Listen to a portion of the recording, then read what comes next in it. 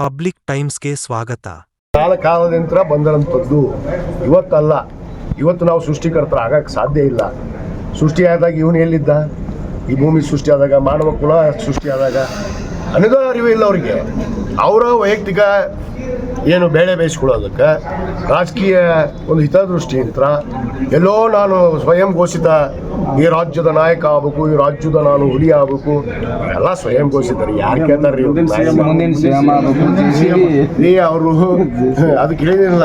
JCB ಅಲ್ಲ, ಅದು BCJ ಆಗುತ್ತೆ.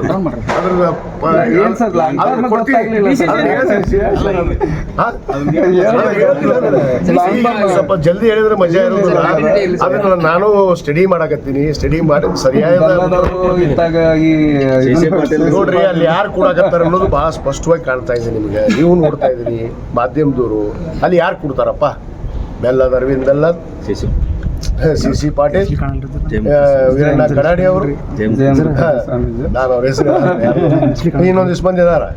ಆ ಕಡೆ ಒಂದಿಷ್ಟು ಮಂದಿ ಜಗ್ಗಾಕತ್ತಾರ, ಈ ಕಡೆ ಒಂದಿಷ್ಟು ಮಂದಿ ಹರಿಯಾಗಿ ಕೊಟ್ಟ ಹರೇ ಕೆಲಸ ನಡೆಸ್ಯಾರ. ಆದ್ರೆ ಜನ ಶಾನೆ ಇರೋದಾರ.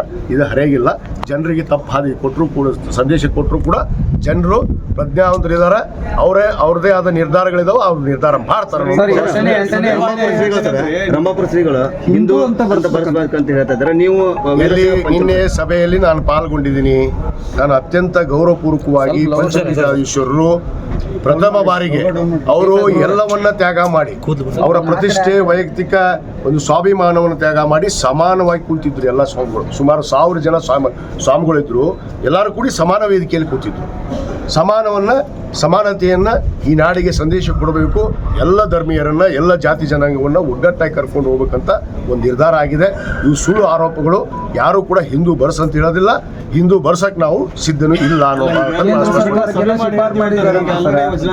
ಮನೆಗೆ ಸ್ಟಿಕ್ಕರ್ ಅನ್ಸ್ಕೊಂಡು ಹೊರಟಾರ ಎಲ್ಲ ಕಡೆ. ಮತ್ತೆ ಹಿಂದೂ ಅಂತ ಬರ್ಸ್ರಿ ಅಂತ ಒಂದೇ ಮಾತಿನಲ್ಲಿ ಹೇಳಿದ್ರು. ಬಸವಣ್ಣವ್ರು 12ನೇ ಶತಮಾನದಲ್ಲಿ ಹೇಳಿದಾರ, ಈ ಜಗತ್ತಿಗೆ ಅವರವರ ಭಾವಕ್ಕೆ ಅವರವರ ಭಕ್ತಿ, ಅವರವರಂತೆ ಇಟ್ಟಿರುವನು ವಾಸಿ ಹೋಗಿ ಅಂತ ಅಷ್ಟೇ. ಇನ್ನಷ್ಟು ಸುದ್ದಿಗಳನ್ನು ನೋಡಲು ಪಬ್ಲಿಕ್ ಟೈಮ್ಸ್ ಸಬ್ಸ್ಕ್ರೈಬ್ ಮಾಡಿ, ಬೆಲ್ ಬಟನ್ ಒತ್ತಿ.